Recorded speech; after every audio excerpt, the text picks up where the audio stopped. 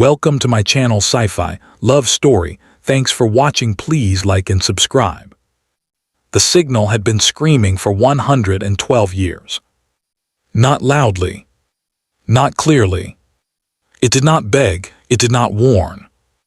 It simply existed, leaking into every corner of known space like a wound that refused to close. Most species tried not to listen. The signal caused machines to fail in small, irritating ways. Navigation systems drifted by fractions of a degree. Translators froze mid-sentence. Long-range sensors returned data that made no sense and then politely shut themselves off. Organic minds fared no better. Pilots reported headaches. Scientists described a feeling of being watched by something very old and very tired. A few claimed the signal gave them dreams they could not remember but woke from feeling ashamed. The Galactic Accord classified the source as anomalous structure Hellier 9 and placed a permanent exclusion zone around it. No one went near it. Except humans.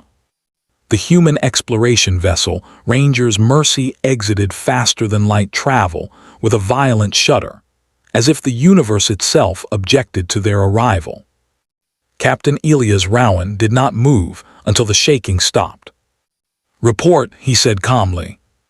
Lieutenant Mara Chen glanced at her console, then glanced again as if hoping the numbers would change. "FTL exit successful," she said. "Hull integrity at 98%. Navigation annoyed. Sensors are returning data but also complaining about it." "Complaining how?" Elias asked. "They've tagged 3 readings as rude, sir." Elias allowed himself a small smile. That's new. Outside the main viewport, the station drifted in silence. It was massive, bigger than most cities, older than any living civilization in the Accord. Its shape refused to settle into anything familiar. Parts of it curved inward when they should curve outward. Entire sections looked half-finished, like the builders had abandoned a thought halfway through construction. Lights flickered across its surface in patterns that suggested no language anyone remembered. Chief Engineer Tomas Reed leaned closer to the glass. "That thing isn't damaged," he said slowly. "It's exhausted." Mara frowned. "Stations don't get tired." "Everything gets tired," Tomas replied. "You just have to push it long enough." The Galactic Accord had sent many ships before. Scientists who argued with each other until their oxygen ran out. Diplomats who tried to negotiate with silence. Warships that fired probes and got static in return. Nothing worked. So eventually, the Accord had tried something else.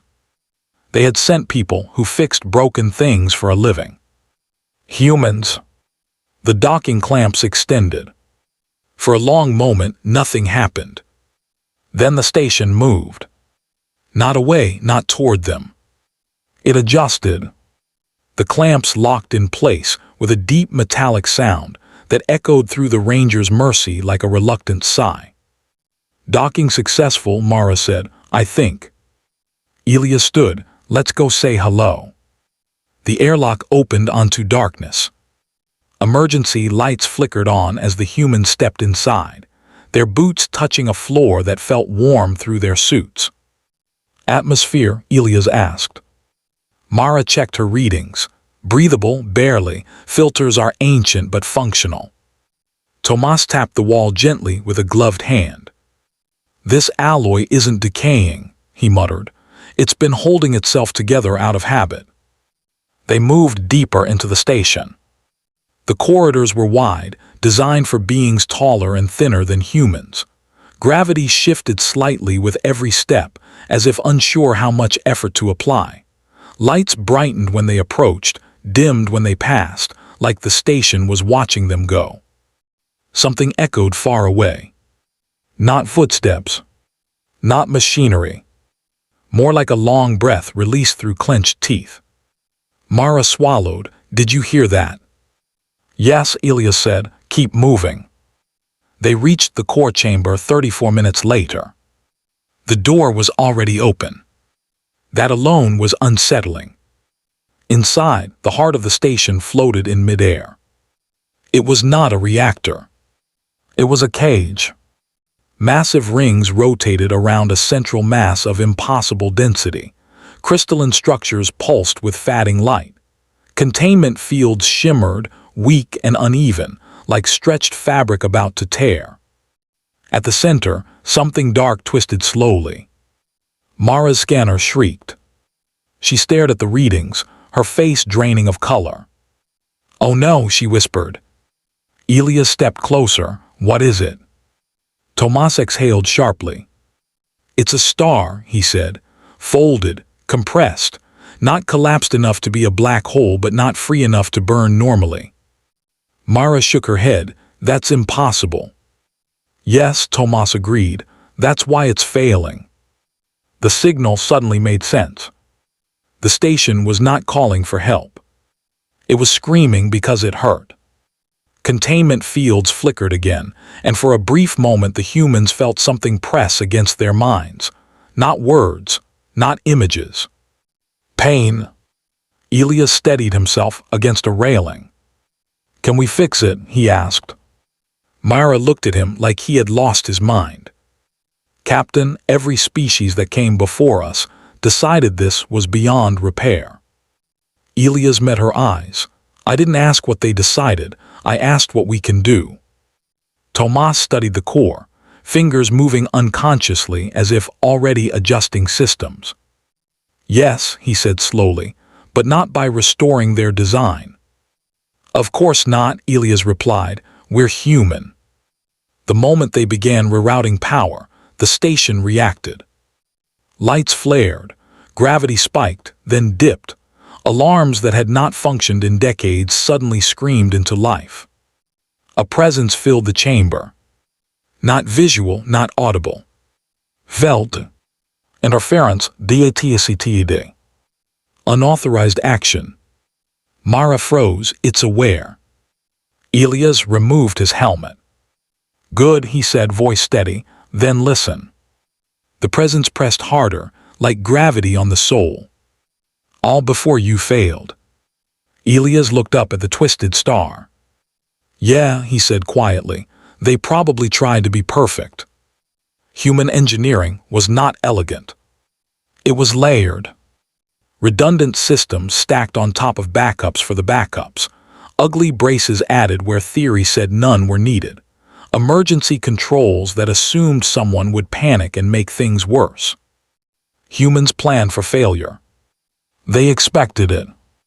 Tomas rerouted energy through human-built stabilizers, bolting them directly onto alien frameworks without apology. Mara adjusted field harmonics manually, ignoring warnings that insisted such values were discourteous. The station resisted. Fields surged violently.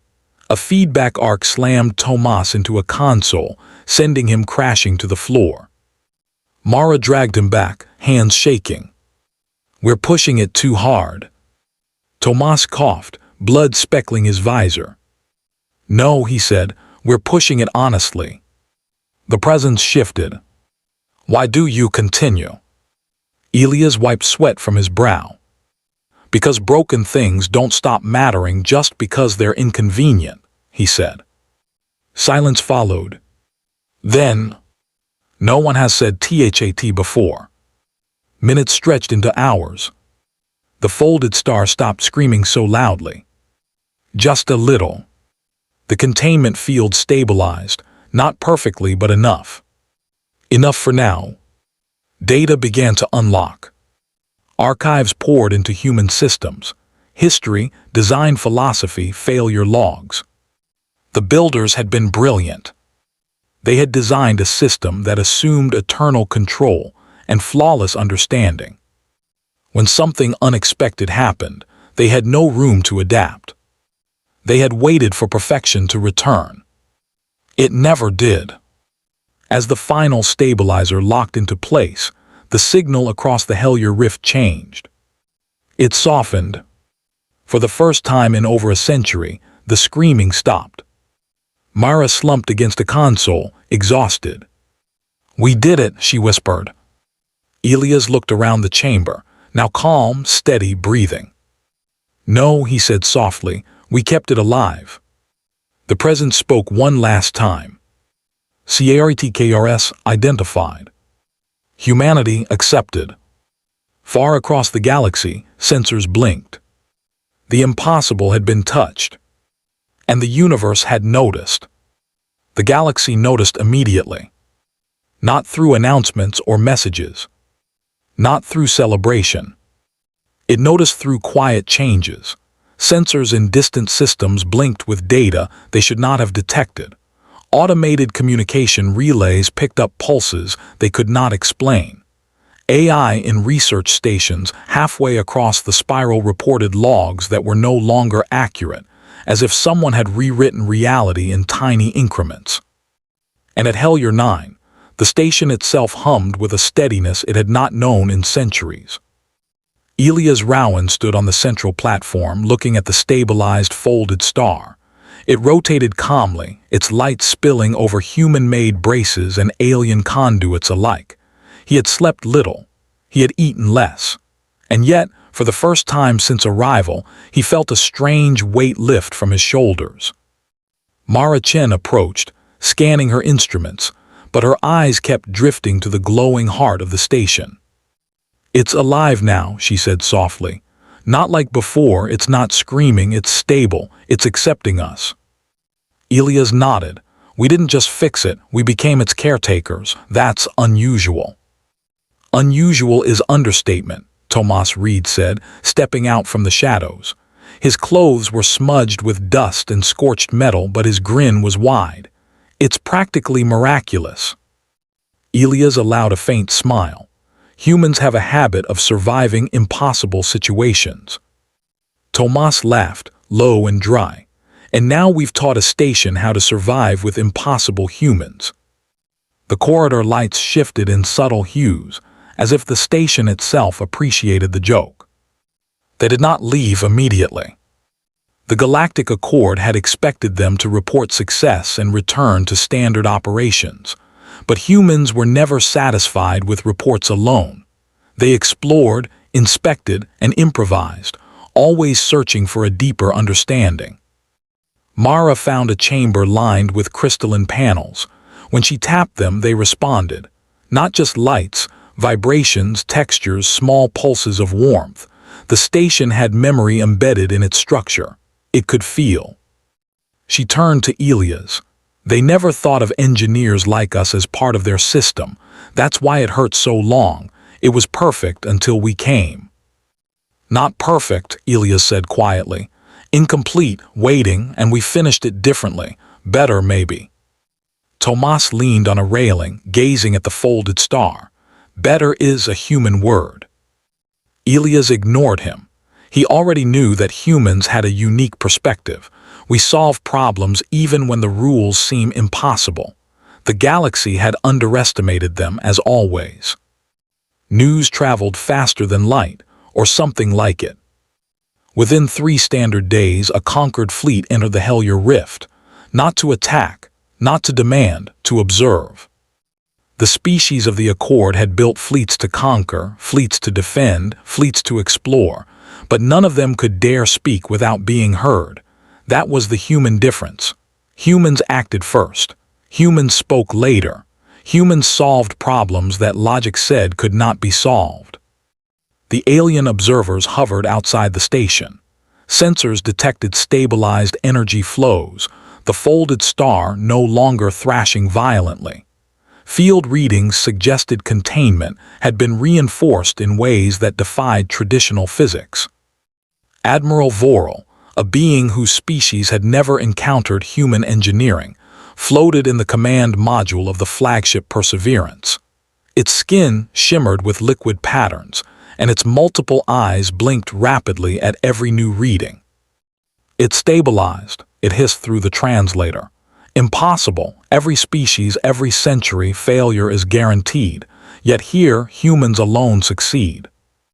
Elias appeared on the observation screen, calm, tired, and entirely human. "We're not perfect," he said. "We just keep going." The translator struggled to convey the emphasis. Keep going, it repeated mechanically. Humans continue. Yes, Elias said. Even when it's hopeless, even when everyone else has given up, that's what we do. Across the galaxy, the words would echo. Systems that were stuck in bureaucratic loops, fleets waiting for impossible approvals, AI frozen by contradictory protocols, all would soon notice that humans act. Back at Hellier 9, the station shifted. Corridors reoriented. Gravity stabilized across every deck. Areas previously blocked off opened, revealing alien libraries, energy conduits, and rooms designed to repair themselves automatically. The folded star hummed at the center. Its light washed over the humans with warmth, not threat. Elias, Mara, and Tomas explored further. They discovered logs written in a language older than the galaxy itself, describing the station's builders, their hubris, and their failures. They were afraid of imperfection, Mara said, reading the crystalline panels. They couldn't adapt. They built beauty but not resilience, and now we're teaching it to survive. Elias nodded. We do that everywhere. Humans make mistakes, we recover, we learn, that's what makes us humans. The station seemed to acknowledge him. A pulse of light traveled along the walls, a silent applause. Then the first real test arrived. The Hellier Rift was not truly peaceful. Dark energy storms, unpredictable gravity fluxes, and radiation spikes plagued the region. In the past, these would have destroyed the station in minutes.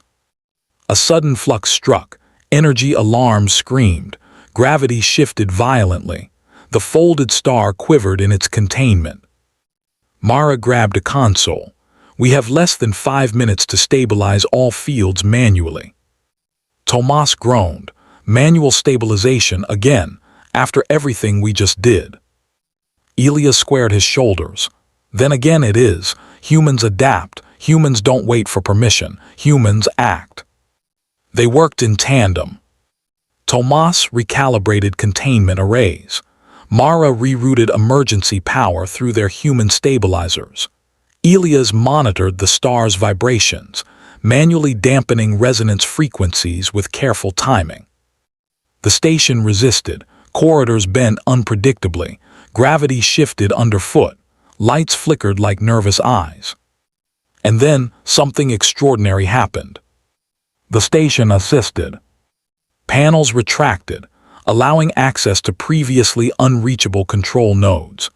Energy conduits shifted slightly to align with human braces. Systems that had been stagnant for a century responded to human touch like a living organism cooperating with its caretaker. The storm raged outside, but inside, the station, humans, and folded star moved as one. Finally, with a shudder and a deep humming sigh, the pulse of the star stabilized. The alarms died. Gravity returned. The station's corridors hummed with a steady rhythm as if nothing had ever threatened them. Mara sank to the floor, exhausted. Tomas leaned heavily on a railing. Elias stood silently, catching his breath, realizing what had just happened. Humans had not just survived the impossible, they had taught it to survive, too. The Galactic Accord fleet outside did not move. They watched, stunned. Admiral Vorel transmitted a single message. Its eyes blinked so fast that the human translator could barely keep up. Observation: human actions redefine possible outcomes. Galaxy must reconsider. Species must learn adaptability. Humans, unique. Elias stared at the screen. Not unique in talent, he said. Unique in stubbornness. Days passed. The humans explored every corner of the station. They repaired decayed systems. They learned how to navigate alien protocols with intuition instead of brute calculation. The station, in turn, learned from them. Systems became faster, more efficient. Algorithms adapted in real time to human improvisation. Energy conduits reconfigured themselves for optimal efficiency. Lights changed hues according to mood. Gravity subtly adjusted to comfort the human caretakers. Tomas laughed as he watched a panel realign itself to his brace. It's listening. More than listening, Mara said. It's learning. Elias stepped to the observation deck. He looked out at the Hellier Rift, glowing faintly in bioluminescent streaks of energy from the nearby storms. Humans always adapt, he said quietly. That's why we survive. That's why we make a difference. Somewhere in the rift, the folded star pulsed with steady light. It was alive, stable, and aware. It was no longer screaming, and for the first time in 100 years it seemed grateful. Months later, when the Galactic Accord opened the rift for public exploration again, Hellier 9 became a monument. Not a museum, not a relic. A living testament to human persistence. Ships arrived to study the station. Scholars came to understand its builders. Diplomats attempted to negotiate access. And everywhere, humans demonstrated not just competence, but courage, insight, and a willingness to face impossibilities head-on. Elias, Mara, and Tomas stood on the central platform one last time. The folded star pulsed softly beneath their feet. The station's corridors shifted gently around them, recognizing their presence. "We've changed it," Mara said, "not just fixed it." "No," Elias replied. "We reminded it how to survive. That's what humans do." Tomas grinned, and apparently the galaxy needed a reminder. The station hummed as if in agreement.